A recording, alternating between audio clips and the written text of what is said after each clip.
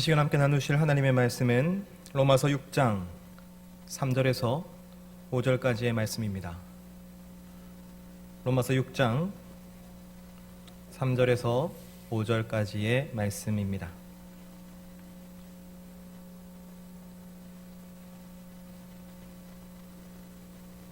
로마서 6장 3절에서 5절까지의 말씀 함께 한 목소리로 읽으시겠습니다. 시작. 무릇 그리스도 예수와 합하여 세례를 받은 우리는 그의 죽으심과 합하여 세례를 받은 줄을 알지 못하느냐. 그러므로 우리가 그의 죽으심과 합하여 세례를 받음으로 그와 함께 장사되었나니 이는 아버지의 영광으로 말미암아 그리스도를 죽은 자 가운데서 살리심과 같이 우리로 또한 새 생명 가운데서 행하게 하려 함이라. 만일 우리가 그의 죽으심과 같은 모양으로 연합한 자가 되었으면 또한 그의 부활과 같은 모양으로 연합한 자도 되리라. 아멘. 지난주에 우리가 이 코로나 가운데 성도로서 어떻게 살아야 할지를 함께 고민해 보자고 말씀드렸습니다. 이 코로나 이후에 우리가 마주할 이 세상과 그리고 교회의 현실 가운데 성도가 어떻게 살아야 할지를 고민해 보자고 말씀드렸습니다. 그리고 그 고민을 실제로 하고 제게 보내준 청년들이 있었습니다. 설교를 듣고 그냥 거기서 그쳐버리는 것이 아니라 설교를 듣고 생각하고 고민해서 그것을 함께 나누기로 결정한 청년들이 있었습니다. 그 전에도 가끔씩 그러한 사람들이 있었어요.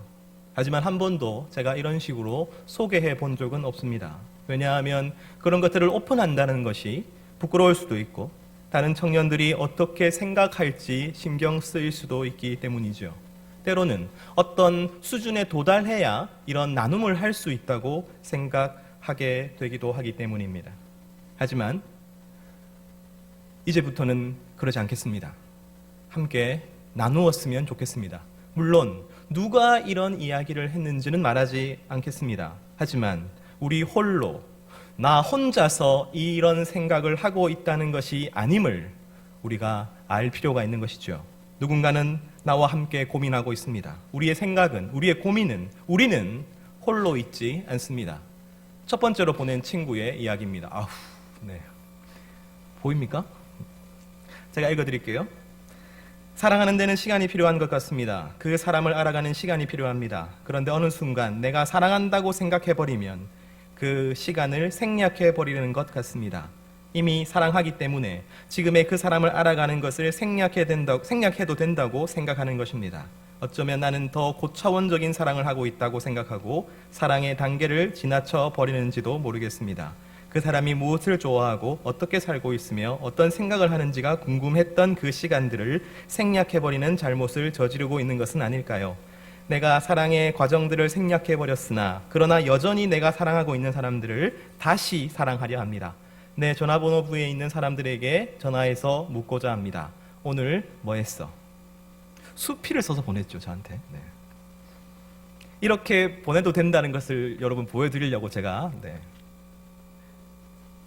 이 청년은 보이는 사랑과 보이지 않는 사랑을 구분하고 내가 보이는 사랑부터 실천해야 한다고 이야기해 주었습니다. 다음 또 한 명이 저한테 보냈습니다. 세상과 교회가 더 멀어질 것이라는 목사님의 말씀에 동의합니다. 우리가 할 수 있는 것은 교회는 마음에 안 드는데 너는 다르다 라는 이야기를 듣는 것밖에는 없을 것 같습니다. 너는 진짜 사랑한다 라는 이야기를 듣는 것밖에는 없는 것 같습니다. 똑같은 설교를 듣고 그죠? 참 우리가 다르게 반응하고 있죠. 하지만 둘 다 너무나도 귀합니다. 한 사람은 좀 따뜻하고 감성적이고 그리고 좀 생각의 나래를 폈다면 또 한 사람은 비관적이죠. 비장하죠. 하지만 단호하게 결정하였습니다. 하지만 둘 다 고민하고 생각하였습니다. 그리고 그것을 그저 지나쳐버리는 것이 아니라 흘려버리는 것이 아니라 공적으로 드러내기로 마음을 내었습니다. 누가 어떤 말을 했는지 비밀입니다, 여러분. 그러나 보내주십시오. 우리가 혼자 고민하는 것이 아니라는 것을, 우리가 홀로 있지 않다는 것을 확인하는 이 청년 공동체가 되기를 원합니다. 두 청년 모두 사랑에 대해서 이야기하죠. 이제 우리가 살아가야 할 시대는 더 이상 눈에 보이지 않는 것이 존재하지 않는 시대입니다. 세상은 이제 교회에게 왜 눈에 뻔히 보이는 것을 보지 못하고 있느냐고 추궁하게 될 것입니다. 비난하게 될 것입니다. 특별히 한국 사회는 더욱더 교회에 대해서 강경하게 자신의 입장을 정했습니다. 그리고 교회는 더 강경하게 반발하겠죠. 그렇다면 우리는 무엇을 해야 합니까? 성도는 어떻게 살아야 합니까? 사랑하는 청년 여러분, 오직 사랑입니다. 우리는 그럼에도 불구하고 사랑해야 하는 것입니다. 우리의 믿음이 바로 사랑이 결정하는 것이라고 말씀드렸습니다. 박해를 받습니까? 좋습니다. 사랑하십시오. 공격을 받습니까? 좋습니다. 사랑하십시오. 오해를 받습니까? 좋습니다. 사랑하십시오. 우리는 세상에 맞서 사랑해야 하는 존재들입니다. 그렇다면 여러분, 그 사랑이 어떻게 하는 사랑입니까? 우리가 사랑해야 한다고 말하는데 그 사랑은 어떠한 모습입니까? 로마서 6장 3절 말씀 함께 읽습니다. 시작.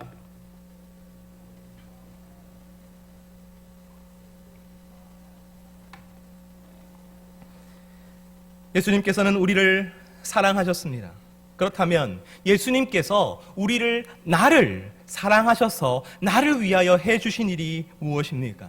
우리는 자동적으로 이렇게 말하죠. 예수님께서 나를 사랑하셔서 나를 위하여 십자가에서 죽으셨습니다. 여러분, 맞습니다. 그것이 나를 위해 해주신 가장 중요한 일이 맞습니다. 하지만 그것은 동시에 매우 단편적인 대답입니다. 왜냐하면 예수님께서 내게 주신 것이 오직 그거 하나뿐이 아니기 때문이지요. 훨씬 더 좋은 설명이 있습니다. 예수님이 나를 사랑하셔서 나를 위해 해주신 일이 무엇인가?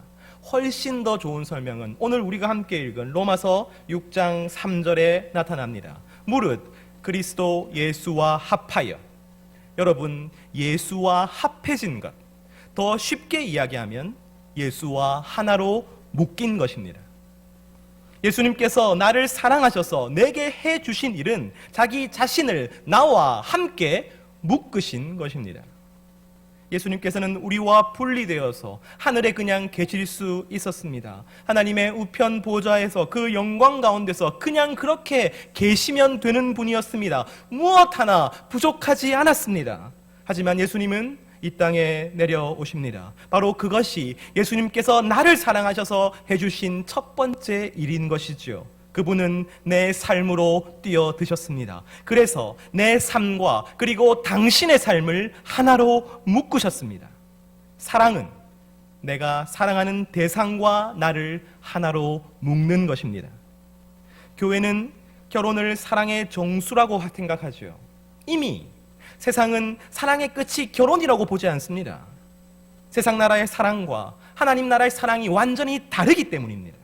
하나님 나라의 사랑은 사랑하는 그 대상과 내가 영속적으로 묶이는 것을 의미합니다. 그것이 바로 최고의 사랑인 것이죠.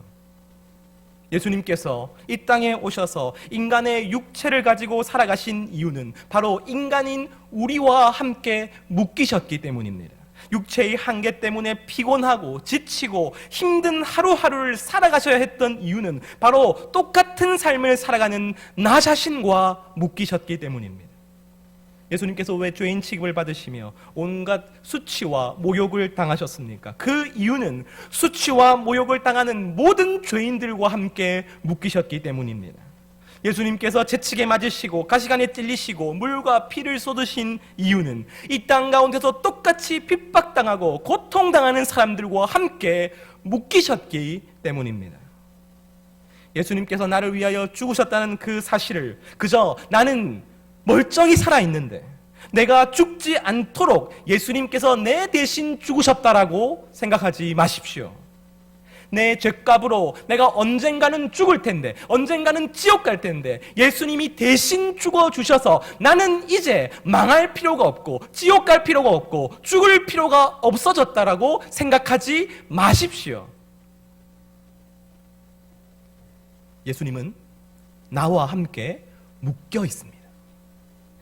그리고 예수님이 자기 자신과 그리고 우리를 묶은 그 줄은 너무나도 단단하여서 죽음도 끊어낼 수가 없었던 것이지요.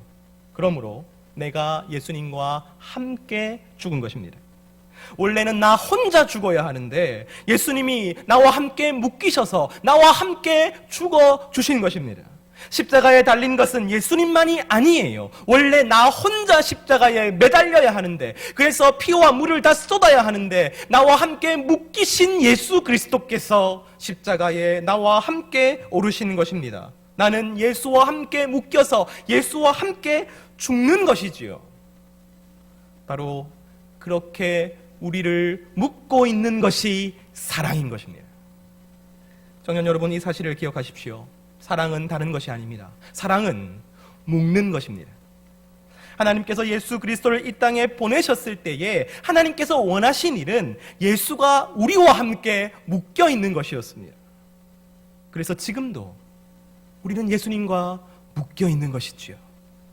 그렇다면 예수님께서 다시 그분의 제자들을 이 땅 가운데로 파송하실 때 예수님께서 원하시는 것은 무엇이었습니까? 예수님께서 지금 우리들을 각자의 삶의 현장으로 파송하실 때에 예수님께서 원하시는 것은 무엇입니까? 요한복음 20장 21절 말씀 함께 읽습니다. 시작.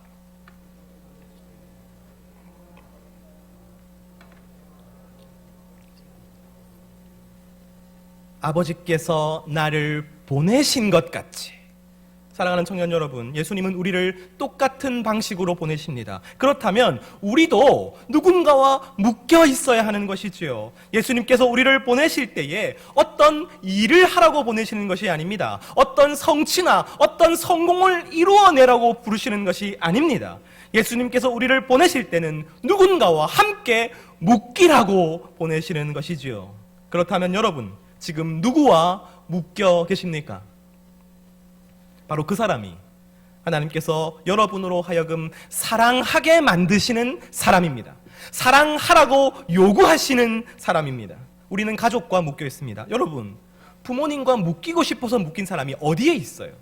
내가 이 아버지와 이 어머니와 묶여야겠다고 선택한 사람이 누가 있습니까? 주님께서 보내신 것이지요. 형제자매는 어떻습니까? 자기 형제자매와 정말 사이가 나쁜 우리 청년부 지체가 있어요. 들어보면 이해가 됩니다. 조금 이해가 돼요. 여러분, 그러나 하나님은 실수하지 않으십니다. 하나님께서 여러분을 여러분의 형제자매와 묶으신 이유가 있습니다. 여러분은 그 형제자매에게 보내심을 받은 것이지요. 친구는 어떻습니까? 여러분, 동료는 어떻습니까? 때로는 골치 아픈 사람이 존재합니다. 무례한 사람이 존재하지요. 그저 집만 되는 것 같은 사람이 존재합니다. 우리는 그들과 함께 묶이기 싫었으나 그러나 우리는 그들과 함께 묶여 있죠. 그리고 사랑하는 청년 여러분, 묶여 있음은 하나님께서 하신 일입니다. 우리의 학교 생활을 돌아봅시다. 우리의 사회 생활을 돌아봅시다. 우리는 학교에서 그냥 공부한다고 생각합니다. 직장에서 돈을 번다고 생각합니다. 우리가 직장에서 우리가 해야 할 책임을 다하고, 그리고 우리의 동료들도 그들의 책임을 다하면 그것으로 모든 것이 해결됐다고 생각합니다. 그러나 틀렸습니다. 그리스도인이 해야 할 일은 묶이는 것입니다. 그리고 묶인 자들을 사랑하는 것입니다. 우리는 보내심을 받는데 묶이러 보내심을 받는 것이며 묶인 자들을 사랑하러 보내심을 받는 것이지요. 우리가 이 땅에 살아가면서 성공할 때가 있습니다. 돈을 많이 벌 때도 있죠. 여러분, 그것이 무슨 의미입니까? 하나님께서 나를 특별히 더 사랑하신다는 의미입니까? 아닙니다. 절대로 그렇지 않습니다. 아니면 다른 사람들보다 내가 좀 더 많이 노력했다는 뜻입니까? 그것도 아니에요. 이 시대는 더 이상 나만의 개인의 노력으로 성공할 수 있는 세상이 아니기 때문입니다. 그렇다면 왜 똑같이 노력했는데 누군가는 성공하고 누군가는 실패하는 것처럼 보입니까? 하나님은 왜 누군가는 성공하게 해주시는 것 같고 누군가는 실패하게 놓아두시는 것 같습니까? 그것은 바로 성공해서 똑같이 성공한 자들과 묶으시려 하는 것이지요.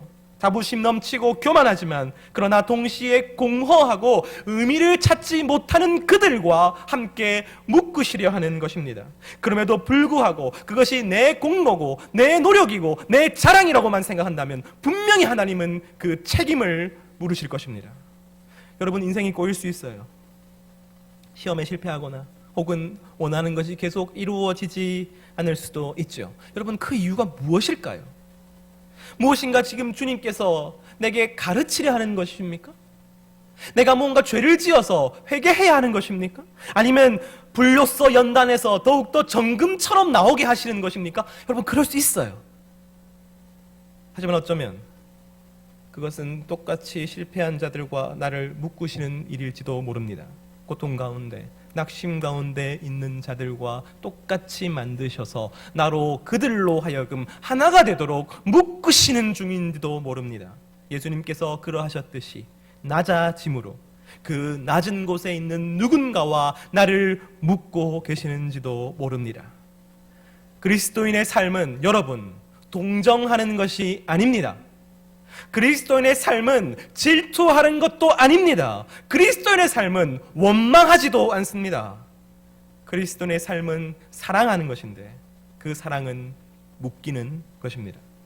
하나님이 묶으시는 바로 그 사람을 다른 말로 무엇이라고 합니까? 여러분, 그 사람을 바로 이웃이라고 하는 것입니다. 나는 누구와 묶여 있습니까?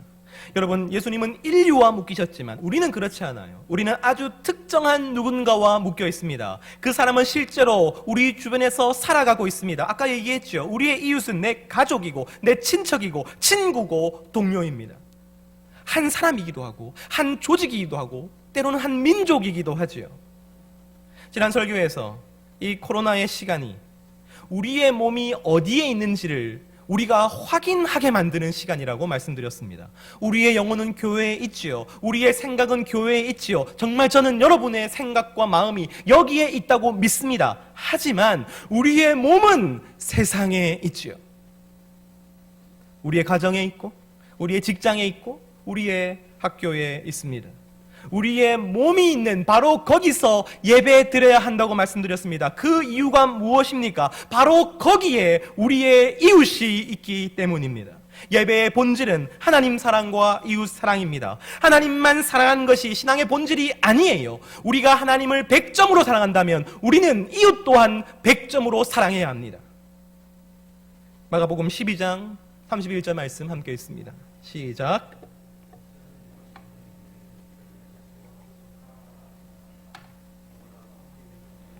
이웃을 사랑하는데 여러분, 내 자신과 같이 사랑하라고 말씀하십니다.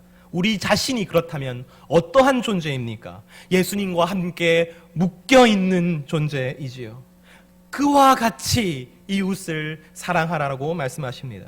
예수님이 나를 당신과 함께 묶어주심과 같이 나 또한 이웃을 그렇게 사랑하라고 말씀하십니다. 때로는 한 사람과 묶여서 사랑해야 될 때가 있어요. 때로는 훨씬 더 큰 공동체와 묶여서 사랑해야 할 때가 있지요.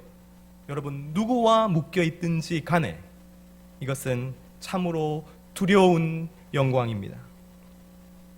우리가 예수님과 함께 묶여 있을 때에 우리의 생명이 누구에게 달려 있었습니까?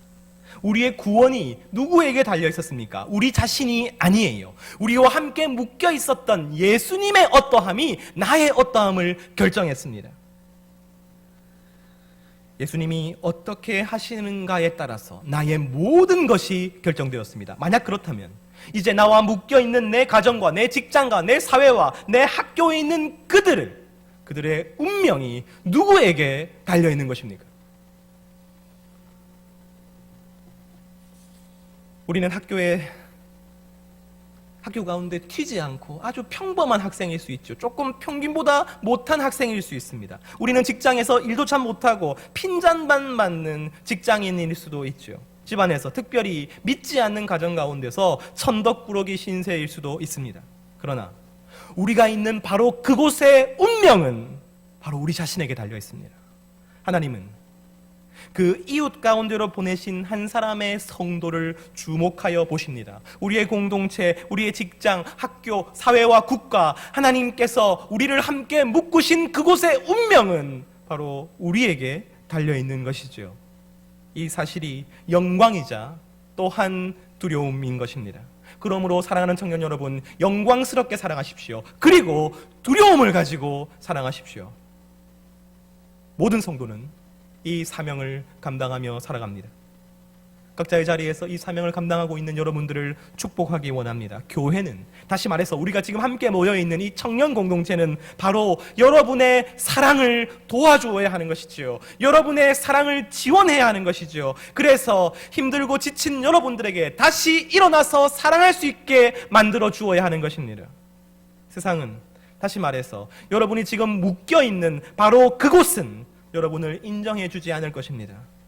자신들의 평안과 회복과 구원이 바로 여러분들에게 달려 있다고 생각하지 않을 것입니다. 바로 그것이 그들이 보지 못하는 것이지요. 그래서 때로는 여러분을 공격하고 거절하고 무시하며 오해할 것입니다. 여러분, 그럴 때 이 교회는, 이 공동체는 여러분을 격려하고 또한 위로하고 여러분이 다시 힘을 얻어서 다시금 사랑할 수 있도록 해주어야 하는 것이지요. 때로는 나의 연약함 때문에, 나의 무지와 나의 욕심과 나의 두려움 때문에 온전히 사랑하지 못하는 자신을 발견하기도 합니다. 그래서 내가 이것밖에 되지 않는가 스스로 실망할 때도 있죠. 그럴 때에 교회는 말해 주어야 하는 것입니다. 잘하고 있다. 다시 일어나서 다시 사랑하면 된다고 말해 줄 수 있어야 하는 것이죠. 그러나 사랑하는 청년 여러분, 우리가 이웃을 사랑하는 이 길 가운데 가장 큰 위로는 교회가 아닙니다. 우리가 함께 묶여있는 사람들을 사랑하는 데 있어서 우리의 가장 큰 소망은 교회가 아닙니다. 오늘은 부활절이지요. 여러분, 이웃을 사랑해야 하는 이 좁은 길 가운데 우리의 진짜 위로, 진짜 소망, 진짜 목적은 여러분, 부활입니다. 로마서 6장 5절 말씀 함께 읽습니다. 시작.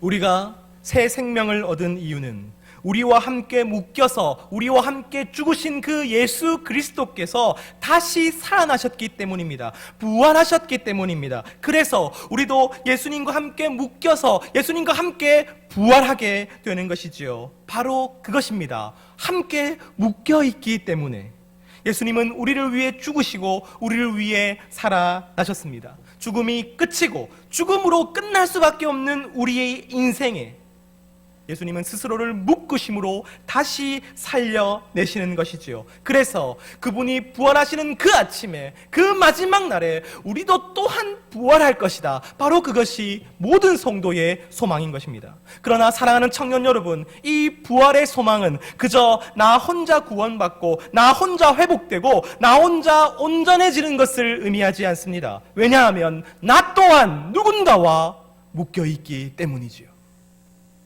예수님께서 자기 자신과 함께 묶여있는 나를 살려내신다면, 그렇다면 살아난 나와 묶여있는 그들 또한 살아나게 될 것입니다. 우리의 이웃들도 살아나게 될 것입니다. 그들이 나와 사랑이라는 줄로 묶여있기만 한다면, 우리가 그들을 사랑하는 것을 포기하지만 않는다면, 여러분, 부활의 소망은 나만 누리는 것이 아니지요. 부활의 소망은 여러분, 내가 묶여있는 내 가족과 함께 나누게 되는 것입니다. 부활의 소망은 내 학교와 내 직장과 나와 묶여있었던 모든 이웃들과 함께 나누게 되는 것입니다. 내가 그들과 사랑으로 묶여있기만 한다면. 부활은 나와 함께 묶여있는 이웃들이 구원받고, 나와 함께 묶여있던 이웃들이 회복되고, 나와 함께 묶여있는 그 사회와 그 공동체와 그리고 모든 사람들이 온전해지는 것을 바라보게 하는 것이지요. 바로 이것이 여러분, 부활의 소망입니다. 우리가 이 세상 가운데 절대로 사랑하기를 포기할 수 없는 이유인 것이지요. 우리는 이 땅에서 부활의 소망을 품고 살아가야 합니다. 그것은 내가 죽고 나면 천국 간다는 보험과 같은 것이 아닙니다. 여러분, 부활의 소망은 오늘 하루의 삶 가운데서 내가 다시 사랑을 시도하게 만드는 것이지요. 일상의 삶 가운데 누군가 나를 거절하고 누군가 나를 공격하고 누군가 나를 오해해도 그 사람에 대한 사랑을 포기할 수 없게 만드는 것이지요.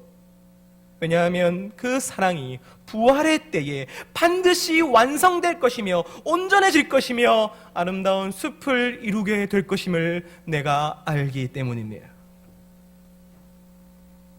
마지막으로 제가 작년인가요? 한번 했었던 이야기를 다시 하는 것으로 설교를 마치려 합니다. 영국의 한 작가가 있었습니다. 그는 여태 세상이 듣지도 알지도 못하는 이야기를 쓰고 싶었습니다. 그것은 자기 일생일대의 목적이었죠. 그래서 그는 수천 년에 걸친 여러 나라의 역사를 조사했습니다. 그리고 신화와 모험을 찾아다녔죠. 그러다가 스스로 지쳐버렸습니다. 작업은 정말 지지부진했죠. 2차 대전이 일어나고 수많은 사건들이 그를 괴롭히기 시작했습니다. 그의 일은 완성되기는커녕 어떤 결과를 내기는커녕 시작도 하기 전에 좌초되는 것 같았습니다. 그러던 어느 날 그는 일어나 창밖을 보다가 한 나무를 발견합니다.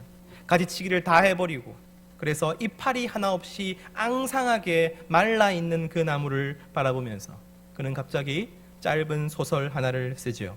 그 소설의 이름은 니글의 이파리입니다. 이 소설의 주인공은 한 화가였습니다. 그의 이름은 니글이라고 했습니다. 영어로 니글은 깨작거리고 비능률적이고 사소한 것에 신경을 쓰느라 정작 중요한 것은 챙기지 못하는 사람을 가리킵니다. 바로 이 작가 자신인 것이죠.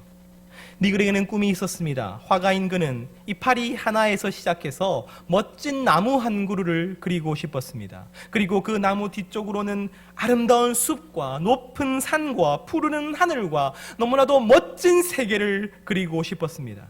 그래서 머릿속에 언뜻 비치는 그 환상을 너무나도 아름답게 표현하기 위해서 사다리를 타고 올라가야 되는 커다란 캔버스를 준비합니다. 그리고 내가 죽기 전에 이 그림을 완성시키리라 다짐하지요. 하지만 그의 그림은 아무리 노력해도 이파리 하나에서 진도가 나가지 않았습니다. 어쩌면 그것은 그의 약점, 그가 지나치게 조심스럽고 비능률적이었기 때문이었을 것입니다. 어쩌면 그의 실력이 그만큼 뛰어나지 않았기 때문일지도 모르지요. 또한 그는 이웃들이 자신에게 요청하는 것들을 외면할 수 없었습니다. 그는 친절한 사람이었죠. 그래서 자질구레한 일들을 불평 없이 대신해 주었습니다. 이웃들은 그를 계속해서 귀찮게 했고 그만큼 그림은 늦어졌습니다. 그는 결국 오직 이파리 하나밖에 그리지 못하고 죽음을 맞이하게 됩니다. 죽음의 순간이 온 것을 안 니글은 눈물을 쏟죠. 제발, 나는 아직 완성하지 못했습니다. 나는 아직 시간이 필요합니다. 그러나 아름다운 그림을 그리기는커녕 오직 작은 이파리 하나만을 그리고서 그는 죽었습니다. 하지만 세상을 떠난 니글은 하늘나라로 가게 되었습니다. 그곳에서 어디선가 본 것 같은 높은 산들이 있는 것을 발견하지요. 너무나도 익숙한 푸르른 하늘과 아름다운 숲이 있는 것을 발견하지요. 그리고 그의 눈앞에는 나무 한 그루가 서 있었습니다. 거기에는 바로 자신이 꿈꾸던 그 나무가 서 있었죠. 그가 평생을 그렸던 작은 이파리 하나는 그 나무에 달려 있었습니다. 하지만 가지는 길게 자라서 바람에 나부꼈으며 수많은 이파리가 그가 상상했던 모습 그대로 푸르름을 뽐내고 있었습니다. 그가 어림짐작으로 추측하기만 했고 감히 완성할 것이라고 생각하지도 못했던 그 나무와 그 숲과 그 하늘과 구름과 모든 세계가 그의 눈앞에 펼쳐져 있었습니다. 바로 이것이 그 짧은 소설의 내용이었습니다. 이 작가는 이 소설을 쓰고 힘과 용기를 얻지요. 그리고 다시 자신의 그 지난한 작업으로 돌아갑니다. 그리고 비로소 그 소설을 완성하죠. 작가는 J.R. 톨킨이며 그 소설은 반지의 제왕입니다. 우리는 니글과 같습니다. 우리는 일상 가운데 사랑하기를 원하지만 그것은 마치 니글의 이파리 하나처럼 보잘것없는 것입니다. 아무것도 누구도 변화시킬 것 같지 않습니다. 죽을 때까지 우리의 사랑이 한 사람도 변화시키지 못할 수도 있지요. 코로나 이후에 어쩌면 성도의 그 삶은 성도가 사랑하는 것은 더 힘들어지고 귀찮아지고 바보스러워질지도 모르겠습니다. 하지만 우리는 부활의 때에 우리의 사랑이 완성되는 것을 보게 될 것입니다. 우리가 단지 이파리 하나라 할지라도 사랑하기를 포기하지 않을 때 부활은 반드시 완성된 나무와 숲과 하늘을 보게 만들어 줄 것입니다. 사랑하는 청년 여러분, 사랑의 수고는 헛되지 않습니다. 사랑의 수고는 절대로 헛되지 않았어. 반드시 열매를 맺게 해줄 것입니다.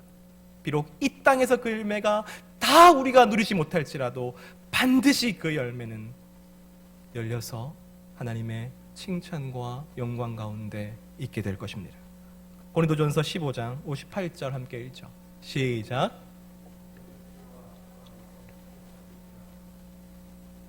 주일에 교회에 오는 것이 성도의 증거가 아닙니다. 성도의 증거는 내일부터 시작될 것입니다.